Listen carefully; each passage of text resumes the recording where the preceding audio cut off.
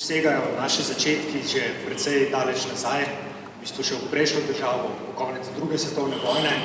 Takrat je bil ustanovljen zavod takratne Ljudske republike Slovenije za gospodarsko planiranje. Potem je sledilo v naslednjih desetletjih nekaj združevanj, nekaj razdruževanj, tako da smo osamosvojitev dočakali v precej večjem številu, kot ga imamo danes. Se pa je zgodilo nekaj pomembnih menikov potem. Prvi je bil, da smo bili pomemben kadrovski bazen ob ustanovitvi nove države, ob formiranju novih ministrstev, tako da se je takrat urad na nek način razcepil, del se je preoblikoval, pa postal pomemben del novega ministrstva za okolje in prostor, del sodelavcev se je preselilo tudi na ministrstvo za finance, mi pa smo potem leta 2000 formalno prešli v obliko, po kateri nas poznate tudi danes, torej v samostojno vladno službo, Urad za makroekonomske analize in razvoj. V vsem tem času je pri nas začelo svojo pot ali pa se je izoblikovalo kar veliko število sodelavcev, precej tistih, ki danes ni več na uradu, sedi na različnih ministrstvih, upravlja strokovne naloge v domačih, v tujih institucijah. Poleg tega pa je bil Umar tudi odskočna deska za nekatere, ki so nadaljevali svojo pot kot predsedniki vlad, kot evropski komisarji, kot ministri v slovenskih vladah. Zdaj, na uradu se v bistvu ukvarjamo zelo širokim naborom različnih področij, pokrivamo gospodarski razvoj, pokrivamo socialni razvoj, pokrivamo okoljski razvoj, veliko se ukvarjamo s strukturami slovenske družbe, z izzivi, ki jih te strukture prinašajo, predlagamo različne ukrepe, imamo kar nekaj letno zgodovino ukvarjanja z fiskalnimi vprašanji. To je pa verjetno del naših nalog, v katerem nas širša javnost, tudi vi najbolj poznate ta, da se ukvarjamo z napovedovanjem makroekonomskih gibanj. Tudi tukaj imamo že precej dolgo tradicijo, merimo v desetletjih, kljub temu pa smo se danes odločili, da v našo sredino povabimo nekaj uglednih Slovencev, ki se s podobnimi vprašanji, torej s predvidevanji, s napovedovanjem, s pripravo različnih scenarij, ukvarjajo na zelo različnih področjih in kot bo pokazala okrogla miza, ki jo bo vodil gospod Bergant, se srečujemo z nekaterimi problemi, ki so zelo podobni, pa hkrati zelo različni. Tako da bi se vam vredno začnemo še enkrat zahvalil za našo udeležbo, da ste prišli, da skupaj obeležite to, mislim, da lahko rečem, visoko obletnico našega urada. Hvala lepa.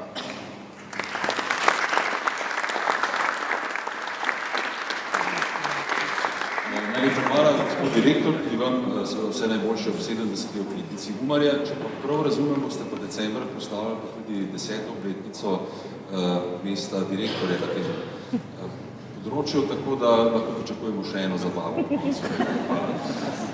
Skratka, danes se bomo v naslednji uri pogovarjali predvsem o napovedovanju in scenarijih. In kot je že rekel gospod direktor, naši sogovorniki bodo izjemno ugledni predstavniki svojih poklicev, ki se seveda tudi vsak na svoj način ukvarjajo z napovedovanjem in scenariji na različnih področjih. Ponosni smo, da je med nami profesor dr. Jadran Lenarčič, direktor inštituta Jožef Štefan, najuglednejšega znanstvenega inštituta v Sloveniji. Dobrodošli, če lahko se sami izbirate mesto, na katerem želite sedeti. Z nami je tudi dr. Klemen Bergant, direktor Urada za meteorologijo Agencije Republike Slovenije za okolje.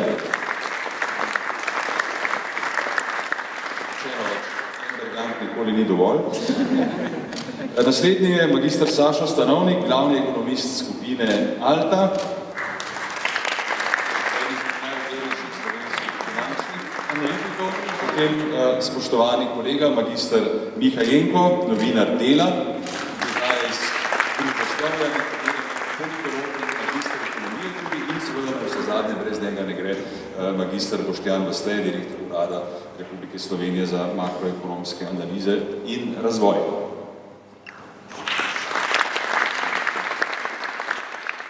Konce tega pogovora, zdaj okrogla miza je bolj ali manj samo virtualno, kot vidite, imamo tukaj recimo temu skoraj da ravno vrsto. Boste seveda tudi sami lahko zastavljali vprašanja sogovornikom. Zdaj, Človeku ni treba biti znanstvenik, da ugotovi, da seveda že sama zasedba te okrogle mize bo naletela na neke negodovanja. Zelo zanesljiva napoved je, da bodo seveda protestirale predvsem zagovornice ženske enakosti, glede na to, da, kot vidite, imamo zasedbo, ampak stvar je pač taka, da trenutno razmere v družbi so take, da so ti ugledni gospodje na svojih položajih pač sami moški, je pa na srečo seveda pa sestava občinstva drugačna, zato boste ob koncu dobili besedo tudi vi. Ampak če začnemo z vami, profesor Lenarčič, vi, kot rečeno, ste direktor najuglednejšega znanstvenega inštituta, specialist za robotiko. Zdaj, ko govorimo o napovedovanju na področjih, ki jih pokriva UMAR, seveda vedno govorimo o nekih družboslovnih vsebinah. Vi se seveda ogromno ukvarjate na vašem inštitutu z raziskavami, predvsem na področju naravoslovja in vsega, kar je s tem povezano. Kje vi vidite ključno razliko med analizo in napovedovanjem na naravoslovnem in na družboslovnem področju?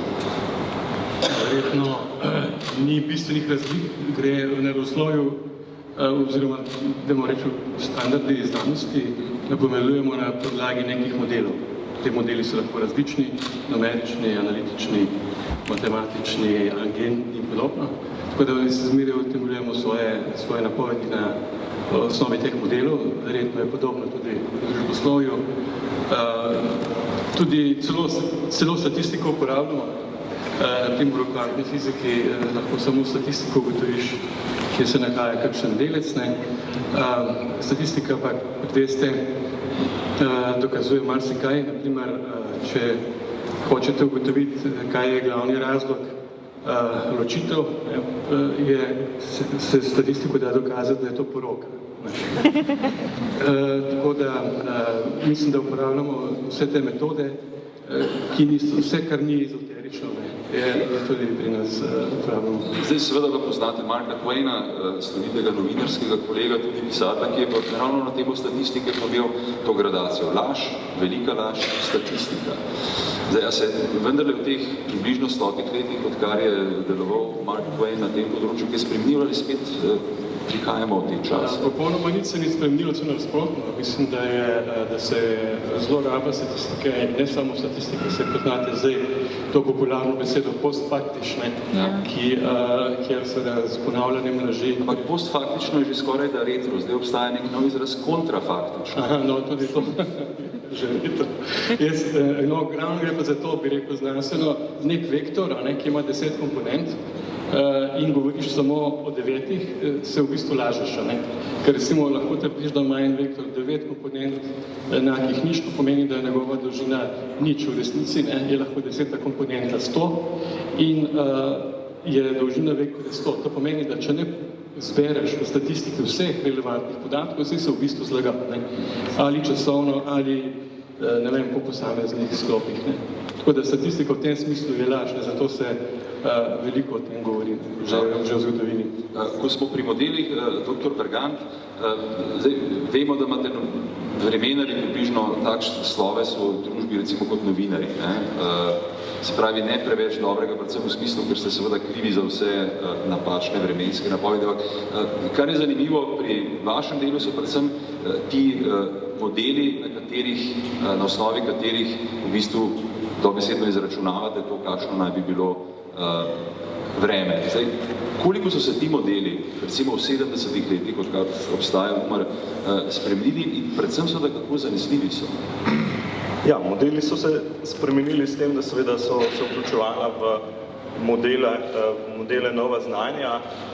Predvsem je danes napovedovanje vremena temelji na bistveno večji množici meritev in podatkov, kar je osnova za to, da dobro poznamo današnje vreme pravzaprav za napovedi vremena v prihodnjih dneh. Tako da modeli so se spreminjali s tem, da so se vgrajevala nova znanja, da se je povečevala ločljivost teh modelov. Recimo danes se v globalni skali računa vreme z ločljivostjo 9 km, potem v tem manjši skali računamo recimo pri nas z ločljivostjo 4,4 km, gremo zdaj na 2,5 km.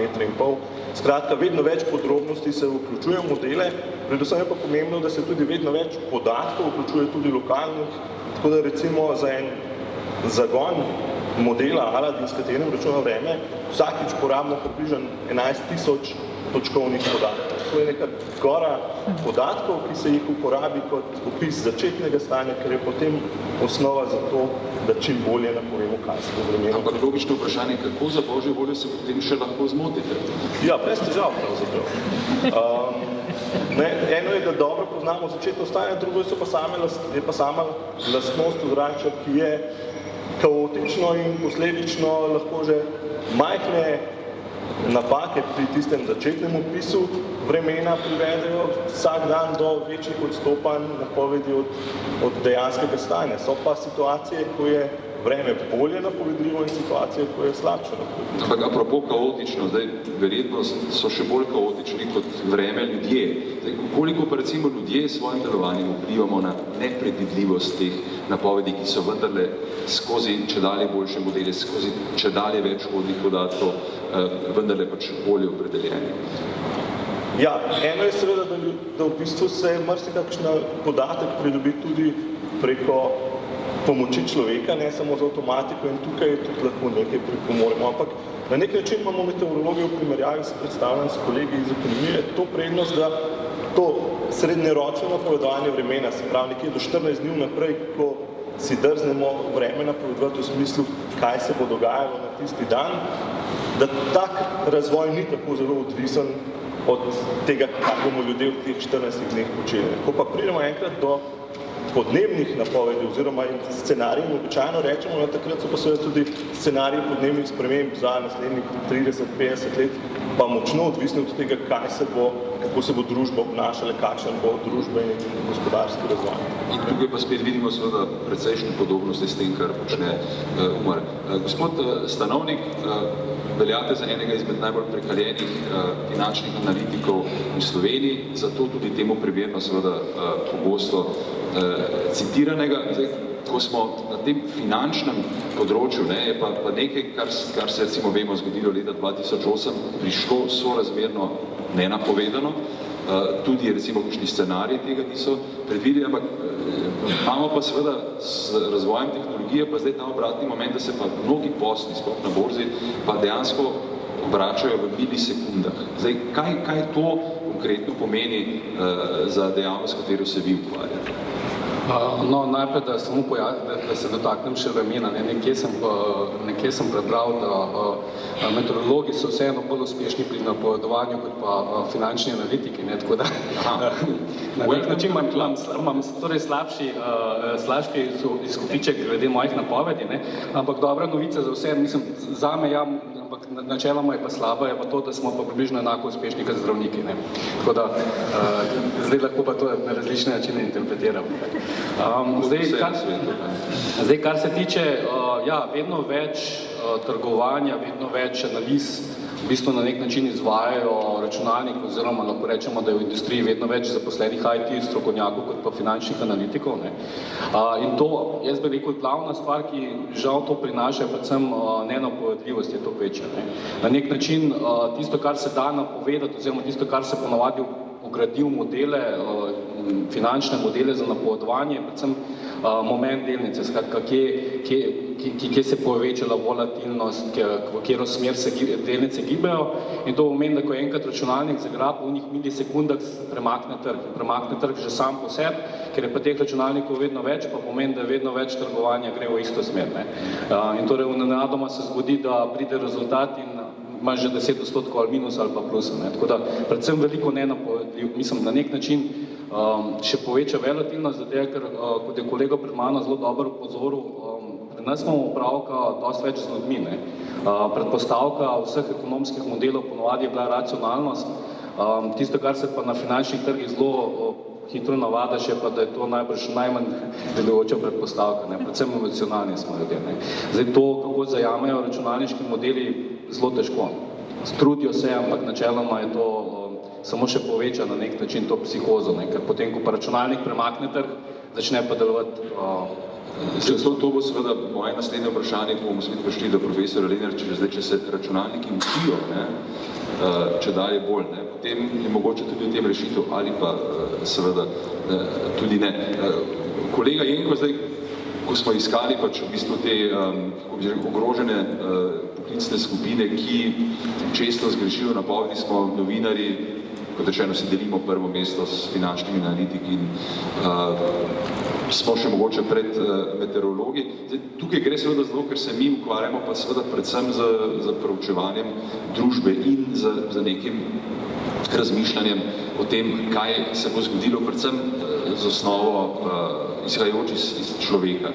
Zdaj, kakšne so vaše izkušnje s tem, zakaj se novinarji tako motimo in predvsem zakaj v bistvu novinarji, recimo lep primer Brexit, pa seveda tudi ameriške predsedniške volitve nazadnje, zakaj se v bistvu zanašamo na podatke, ki zelo očitno niso zanesljivi?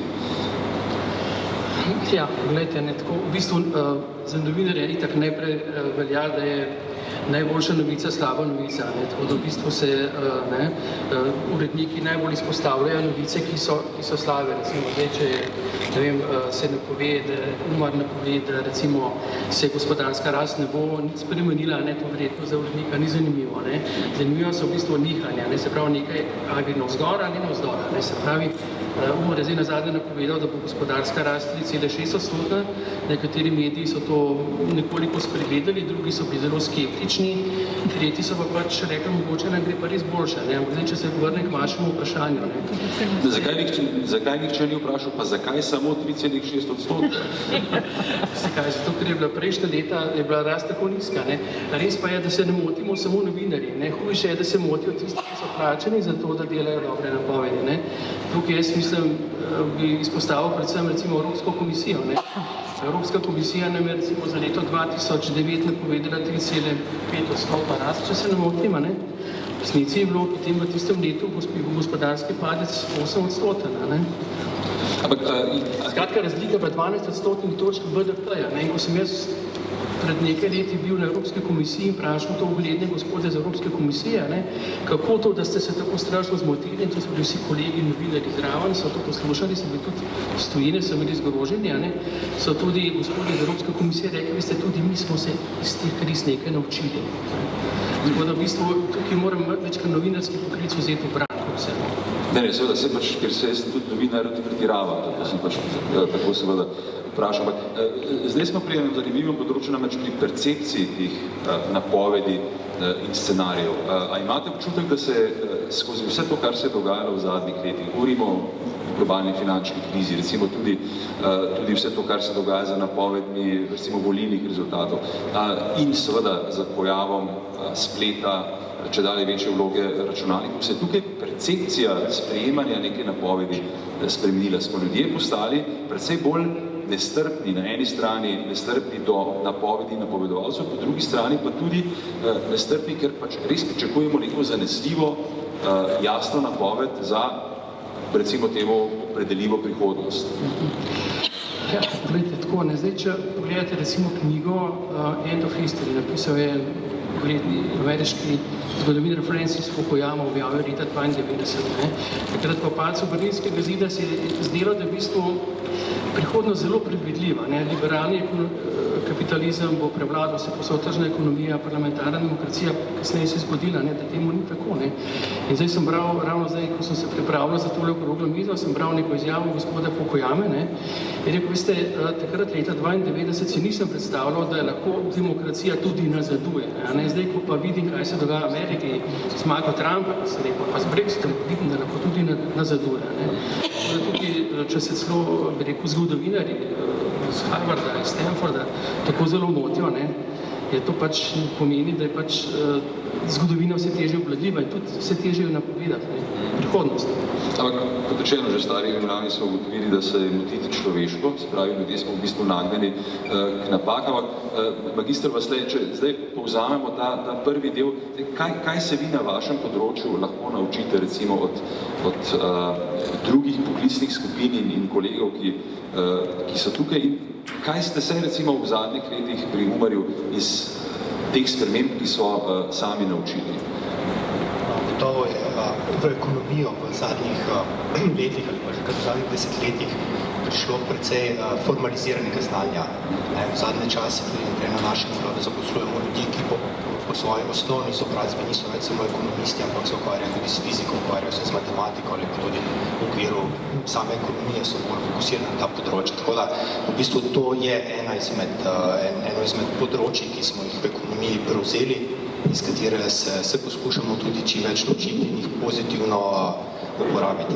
Je pa res, da imamo pa na drugi strani mogoče nekoliko drugačno situacijo, če se primerjamo s kolegi, ki se ukvarjajo z napredovanjem vremena. Namreč nam se spreminjata obe strani našega delovanja. Na eni strani res postajajo metode, ki jih uporabljamo, modeli, ki jih uporabljamo bolj kompleksni, bolj vseobsegajoči, bolj sofisticirani, ampak na drugi strani se pa hkrati ekonomija, gospodarstvo, ti družbeni odnosi, ki jih poskušamo obvladati, vedno bolj spreminja, postajajo vedno bolj kompleksni, tako da bi na koncu dneva težko zagotovil ali pa se strinjal s trditvijo, da kljub temu, da imamo precej drugačne metode, precej bolj sofisticirane metode, da lahko z njihovo pomočjo tudi boljše napovedujemo. Kako pa vi doživljate to, ker seveda vsako napoved, ki jo objavite, spremljajo določeni odzivi javnosti, seveda na eni strani prek medijev, zdaj pa čedalje bolj tudi neposredno, ker se ljudje prek recimo socialnih omrežij predvsej bolj neposredno odzivajo na neke dogodke. Se je po vašem mnenju ta percepcija konkretno recimo vaših napovedi spremenila? Naprimer, zelo smo zadnje čase zadovoljni s percepcijo naših napovedi, kratkoročnih napovedi, predvsem teh trodnevnih, ki so bile omenjene. Še vedno imamo pa probleme s temi napovedi, ki so nekoliko bolj dolgoročne. Na eni strani je odprtje medijskega prostora prispevalo k temu, da se naše ideje, naše pogledi, nenazadnje naše razlage in napovedi hitreje širijo. Na drugi strani pa je v ta medijski prostor prišlo toliko novih igralcev, toliko ljudi, ki se vključujejo v to debato brez tega, da bi stvari dejansko dobro poznali, da bi vedeli, o čem govorijo. In včasih se nam potem zgodi, da se v tem javnem prostoru obe mnenji izenačijo, to pa potem postane problem za nas. Namreč, kaj želim povedati, ni vsakdo, ki dobi dostop do nekega medija in pove eno številko, ki jo aplicira na prihodnost, še nekdo, ki zares napoveduje makroekonomska gibanja. Zdaj, je to morda tudi primer, problem interpretacije. Bi morali po vašem mnenju morda drugače pristopati k recimo razlagi napovedi in predvsem scenarijev? Ja, seveda, ko govorimo o naši napovedi, potem v bistvu na koncu v javnosti pogosto končamo za eno ali pa z dvema številkama. Povemo, verjetno na prvem mestu, kakšna bo gospodarska rast, potem na drugem mestu še nekaj osnovnih informacij o trgu dela. Dejansko pa je še bolj pomembno kot sami dve številki procesi, ki bodo to spremljali, razlogi, ki bodo privedli do takega gibanja, za kar pa pogosto ni časa, da bi jih, pa priložnosti, da bi jih tako temeljito in poglobljeno pojasnili javnosti. Zdaj smo pri tem problem, profesor Lenarčič, računalniki so vse bolj zmogljivi. Računalniki se zdaj tudi učijo. Problem, ki ga imamo v družbi, je seveda ogromno nekih informacij, ki jih ljudje sami ne znamo na primer način prebaviti, razumeti. Nam bodo tu morda računalniki in pač ta del znanosti v prihodnje pomoč ali bo to v bistvu še dodatno zapletlo naše probleme? Ja, pravzaprav oboje. Dejansko računalniki se učijo, tudi metode umetne inteligence temeljijo na tem, na samoučenju. Po drugi strani pa nas dela na nek način manj analitične. Jaz se bom malo pohecal. Enkrat sem bil na morju in so napovedali slabo vreme, drugi dan na zahodu je bilo pa sonce in po italijansko se reče rosso di sera, bel tempo si spera, rdeč zahod, drugi dan bo lepo vreme in je zmagalo to. Tako da hočem reči, da ta človeška zdrav razum, ali pa celo nekaj vrste s temu nečega inženirski razum, je včasih bolj koristi kot vse te metode, oziroma se z raznimi metodami oddaljujemo od realnosti, oziroma ne vemo, kaj je pravzaprav računalnik naredil. Zdaj obstajajo zelo zanimivi modeli, ki se reče agentni, sem jih prej omenil. To so modeli, ki simulirajo določene reakcije posameznih subjektov. Tukaj bila govorila o recimo nekih podjetjih, o državah ali pa celo posameznikih, kako reagirajo v posameznih situacijah. In to so zelo zanimivi modeli morda za napredovanje prihodnosti, ampak sicer je pa tako. Nekdo je rekel, da povedovanje prihodnosti je najhitrejši način, kako iz sebe navidiš letaka. In tako da tudi to je vprašanje, ampak zanimivo je, da ko se je začela gospodarska kriza, so neki industrijski matematiki delali študije, seveda vnaprej so nič napovedali, potem za nazaj, delali študije in ta njihov model bi napovedal krizo na nek način in tudi je napovedal neka stanja, zakaj je do te krize prišlo. Vendar, kot rečeno, smo še daleč od tega. Samo učenje je pa seveda nekaj, kar je zelo pomembno pri napovedovanju, zlasti recimo, ko govorimo o robotike. Če ne bi bilo samo učenje, bi robotika ostala tam, ker je še naslednjih 100 let. Ampak, kar je recimo za nas zanimivo, je to, da delimo procese na dva tipa. Eni so tako imenovani Markovi procesi. To so procesi, kjer zgodovina ne vpliva na prihodnost. Take imamo mi ne raje, ker lahko izredno lepo z matematičnimi enačbami in potem opišeš, kaj se bo zgodilo v prihodnosti, vse fajn dela. To je na primer loto.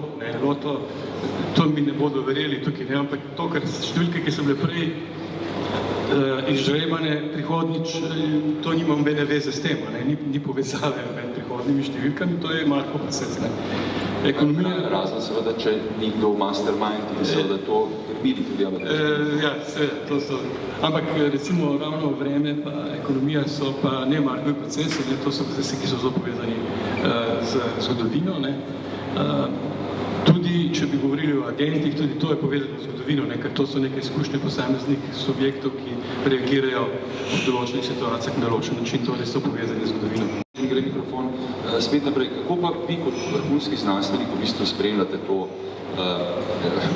drugačno ali pa spremenjeno percepcijo dela javnosti ali pa ljudi, posameznikov, predvsem, ko gre za skepso do te neke uveljavljene javnosti, ki seveda, oziroma znanosti, ki seveda porablja dosledno te znanstvene metode. Ocenjujete, da se je tu spremenilo ali spet recimo jaz kot predstavnik nekih histeričnih medijev v bistvu ustvarjam neko histerijo, v bistvu stvar sploh ni tako zelo dramatična, kot se zdi? Ja, je dramatično, če gledamo, kako ljudje, lahko povem primer, katerim smo že midva govorila. Pred nedavnim sem gledal pozno po noči na italijanski televiziji nekega njihovega znanstvenika, vrhunskega znanstvenika za cepiva, ki je razlagal o 30-letnih raziskavah na področju vpliva tega cepiva na razne bolezni in so ugotovili, da nobene korelacije ni z epilepsijo. To so ugotovili na Stanfordu, to so ugotovili na Oxfordu, to so ugotovili tudi oni v Rimu. Potem so mu nasproti postavili gospo, ki je pa rekla, da ona ne bo cepila svojega otroka, zaradi tega, ker bo dobil epilepsijo. Pa novinar vprašal, odkot pa vi to veste, je rekla, soseda mi je povedala. In ni se zagovarjala ona, zagovarjal se znanstvenik.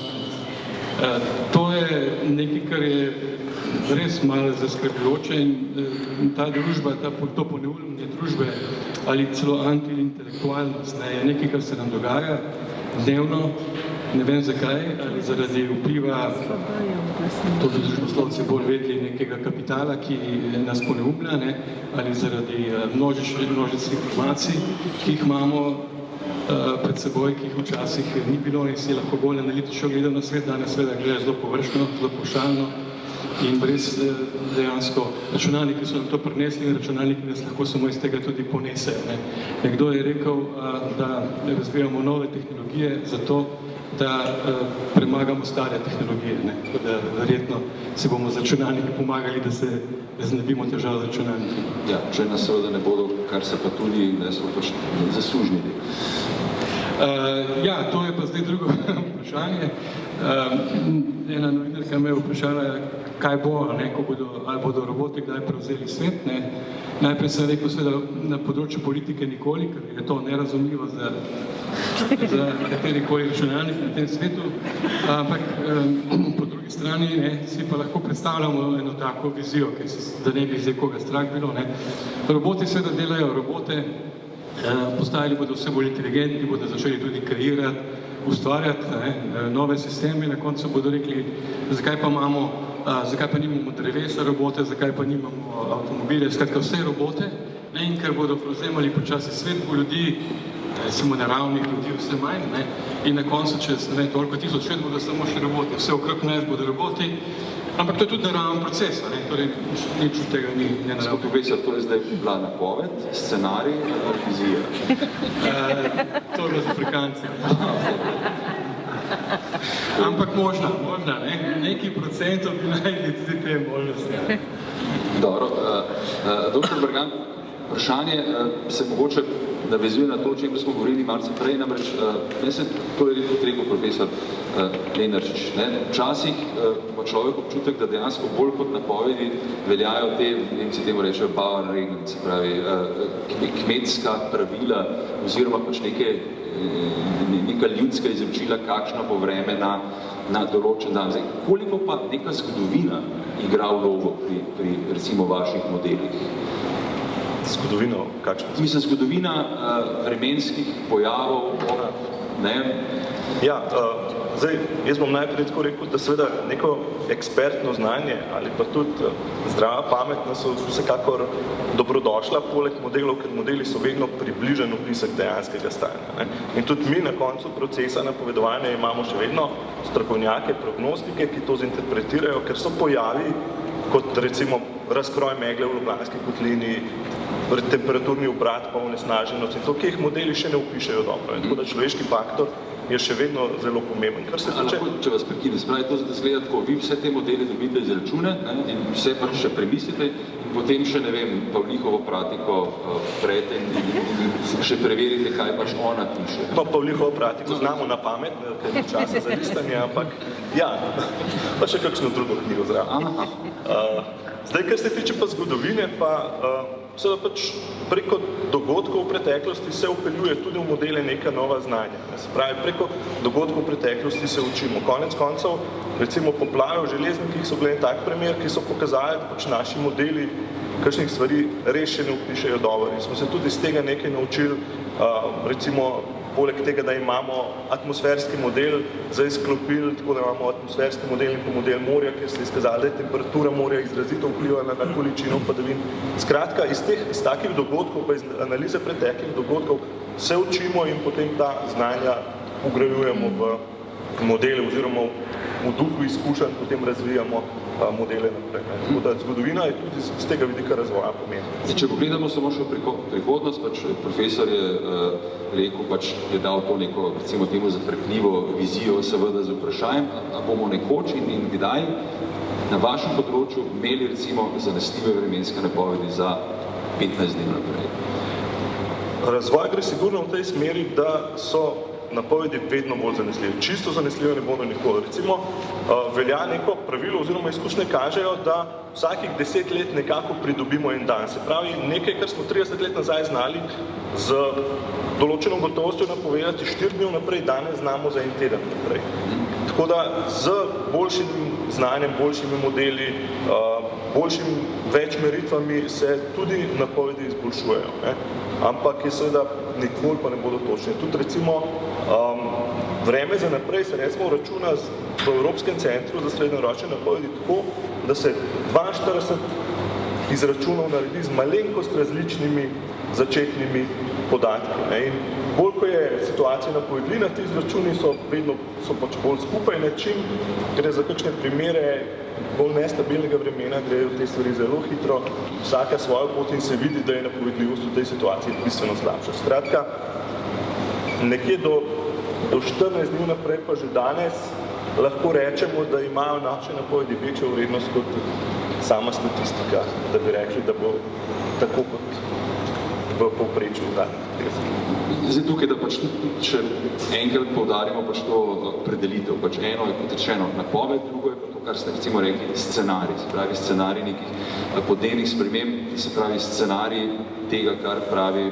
gospod Trump, pač, da je bila najprej kitajska zarota, zdaj je mogoče že pač predelitev malce drugačna. Kaj pa recimo, koliko zanesljivo pa lahko, da poveste nek scenarij, recimo podnebnih sprememb na področju Slovenije? Ja,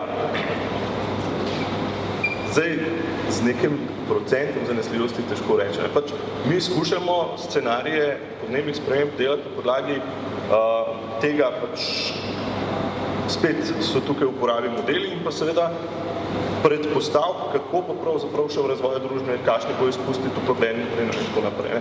Tako da se ta dva koncepta razlikujeta, vreme napovedujemo tako, da pač vemo, začetno stanje je današnje vreme, razvoj bo šel v naslednjih 14 dneh točno v tej smeri. Podnebje napovedujemo pa pravzaprav ne v smislu tega, kaj je točno danes, ker po enih 14 dneh, bom rekel, ta informacija zbledi, ampak predvsem tega, v kakšnih statistikah se bodo gibale prihodne vrednosti temperature, padavin in tako naprej. Tako da govorimo o scenarijih in govorimo o razponih, ne o nekih egzaktnih vrednostih.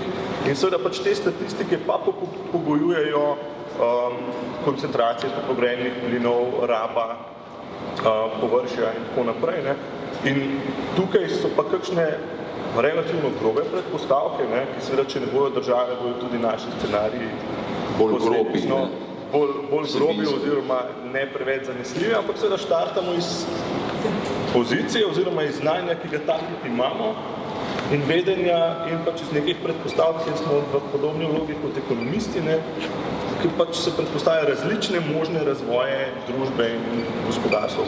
Tukaj pa seveda ljudje bistveno bolj vplivamo na to, kar se bo zgodilo. Gospod Stanovnik, menili ste pač vse to, da se na vašem področju pač to vse dogaja bistveno hitreje, da seveda je treba upoštevati tudi več različnih družbenih faktorjev. Kako pa vi vidite prihodnost vašega dela? Dobro, dr. Bergant je rekel, čez 10 let bomo pridobili še en dan pri napovedovanju. Kako je pa recimo z vašim področjem? Na nek način bo podobno šlo. Vedno več bo teh kompleksnih modelov, ki bo zaobšil čim več podatkov. Poskusi so tudi, kako lahko rečemo, matematične modele spraviti to tudi obnašanje oziroma psihologija človeka in najbrž se bo tudi tukaj dovolj napredovalo, da se bo to notri uneslo. Ampak se mi pa zdi, da vseeno najbrž bo napovedovanje glede borznih gibanj približno zelo podobno trenutnemu. Skratka, ja, na nek način bo več podatkov, ki bo lahko model zaobšel, bo pa seveda ta model sam po sebi impliciral, kaj se dogaja na borzi. Kar pomeni, da nadamo bo mogel nekdo pa napovedal, kako se ta model obnaša in kaj bo ta model svetoval. Rečeno, že zdaj se dogaja lahko, da nek čist irelevanten dogodek, rezultat lahko potisne delnico na tak nivo, da se sproži matematični model in nenadoma ta matematični model naredi svoje. Skratka, strguje. Brez nekega, da bi kontrolo dal, ampak v tistih milisekundah potrguje, nenadoma delnica močno pade ali pa zrase. Na nek način potem lahko nek drug analitik se spomne, kako pa napovedovati to, kar pomeni nekako se giblješ ves čas v ciklih. Skratka, nekaj bistveno se najbrž ne bo spremenilo, sama borza bo še naprej nepredvidljiva. Pa če se smem tukaj še tako reči, se po eni strani si res želimo napovedljivost borze, ker če bi mi vedeli, kjera delnica bo zrasla, kjera bo padla, tisti trenutek borze več ni. Tisti trenutek smo vsi dolgoročno investirani v pravih delnicah, v njih slabih delnicah, nas pa nobenega ni. Kar pomeni na nek način, vsi poskušamo napovedovati, ampak se na nek način je ravno lepota, vsaj pri borzi, to, da obstajajo različne napovedi. Mislim, relativna lepota. Ja, relativna lepota, ampak kot rečeno. Glede na to, na kateri strani nični si. Ja, ampak recimo se tukaj je glavno to, ne. Če hočeš kupiti neko delnico za te, ker verjameš, da bo ta delnica močno zrasla, pomeni, da mora nekdo obstajati, ki bo to isto delnico prodal. No, ampak zdaj ste pa odprli eno zadevo, s katero bi pa končali in preden damo še pač možnost tudi verjeti. Ne? Na koncu pač eno je pač seveda nek izračun matematični, potem je presoja nekega strokovnjaka, ki seveda presoja verjetno tudi zato, ker je pač človek in ne računalnik, potem je pa ta vera. Zdaj, kako vse te tri zadeve zdaj konkretno gredo skupaj v vašem poslu?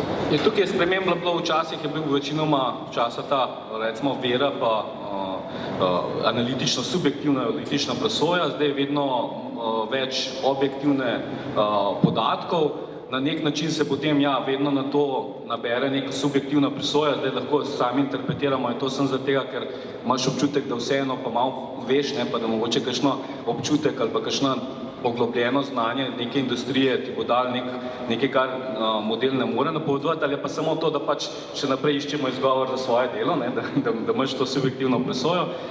Vera je pa že spet ena od stvari, ki vedno je bila, zdaj je to recimo v kapitalističnem sistemu, v kakšnem drugem sistemu, nekaj, kar je konstantno človeškega, je, da nekaj vedno mora verjeti. Ja, to je res. Kolega Jenko, zdaj, ko gre pa recimo za mnenja, za interpretacije, ne, tukaj pa pač novinarji dobimo spet neko izjemno pomembno vlogo. Po vaših izkušnjah, v kolikšni meri mnenja novinarjev, predvsem pri interpretaciji nekih napovedi ali pa scenarijev, v bistvu vplivajo na to, kako se potem stvari dejansko odvijajo, oziroma da pač odziv družbe vpliva na to, da se potem neka napoved ali Bog ne daje ali pa na srečo scenarij v bistvu razvija v to smer. Ja, jaz mislim, da je tukaj ključna, bi rekel, kredibilnost medija in kredibilnost novinarja. Ne? Se pravi, kako preverja informacije, ne? Kako je profesionalen, strokoven, objektiven, ažuren, tudi to je zelo pomembno, zdaj v tej, bi rekel, dobi interneta in teh, bi rekel, spletnih omrežij in aplikacij. Ne? Se pravi, da je prvi, da je najbolj profesionalen, da je najbolj strokoven in da v bistvu tudi preverja vere. To se mi zdi ključno. Ne? Ker edino na tej podlagi se potem lahko, bi rekel, mediji in novinarji pridobimo neko zaupanje in postanemo vplivni. Ne? Zdaj, če pač prodajamo neke fake news, oziroma neke, bi rekel, informacije, ki ne držijo, oziroma naslednji dan se razkrije, da pač niso ta prave, ne? Če povem po domače, pol jasno, ne moremo računati tudi na neko, bi rekel, zaupanje vseh deležnikov. Ne? Se pravi, to je pa, so naši bralci, javnost, konec koncev tudi. Čeprav tukaj se mi zdi, recimo, da je vaša vera ljudi v bistvu na zelo visoki ravni, ker če gledamo politike, ljudje v bistvu dnevno pozabljajo, kar so rekli, naredili, ne vem kaj, in potem se vse skupaj znova zavrtijo. Tukaj morda ne verjamete preveč intenzivno v recimo to vero, verodostojnost. Zdaj mislite verodostojnost novinarskega poslanstva v tem smislu?